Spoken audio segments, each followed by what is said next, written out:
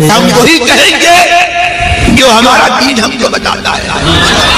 अमल करो तो तुम्हारा भला है, नहीं कोई अमल करे तो नुकसान हमारा नहीं है, उसी का नुकसान।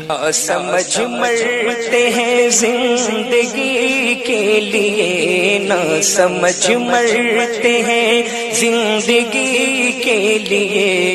जीना मरना है सब कुछ नबी के लिए, जीना मरना है सब कुछ नबी के लिए।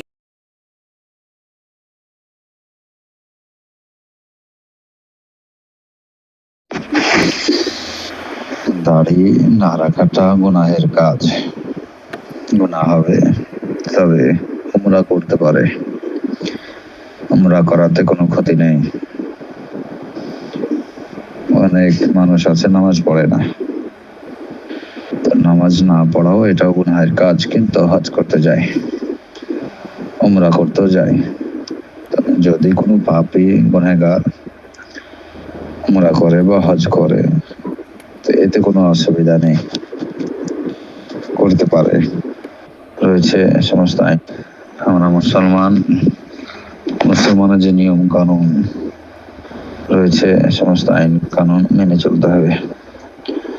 আল্লাহ ও আল্লাহ রসুল সাল্লাল্লাহু আলাইহি সাল্লামের হুকুম আহকাম নির্দেশ আমাদেরকে মানতে হবে।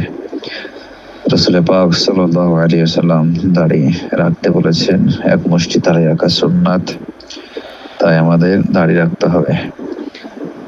হজ করা উমরা করা যেমন ইবাদত, দাড়ি রাখাটাও ইবাদত, অতএব আমাদেরকে সুন্নাত মোতাবেক চলতে হবে। আসসালামু আলাইকুম ওয়া রাহমাতুল্লাহি ওয়া বারাকাতুহু। আমার নাম আব্দুল হান্নান, আমি নানুর থেকে বলছিলাম।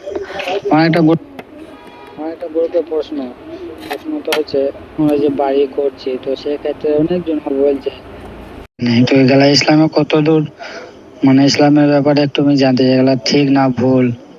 এগুলা মানে বাড়ি বলে নিম কাঠ, তবে তেঁতুলের কাঠ এগুলা ঘরে লাগাইতে নেই, মানে কোনো দরজা বাজে সব লাগাইতে নেই, এগুলা ঠিক না ভুল একটু জানিয়ে দেবেন। ওয়ালাইকুম আসসালাম ওয়া রাহমাতুল্লাহি তাআলা ওয়া বারাকাতুহু। বাড়িতে নিম গাছ, তেঁতুল গাছ লাগাতে পারেন, কোনো অসুবিধা নেই, প্রয়োজন হলেই লাগাবেন।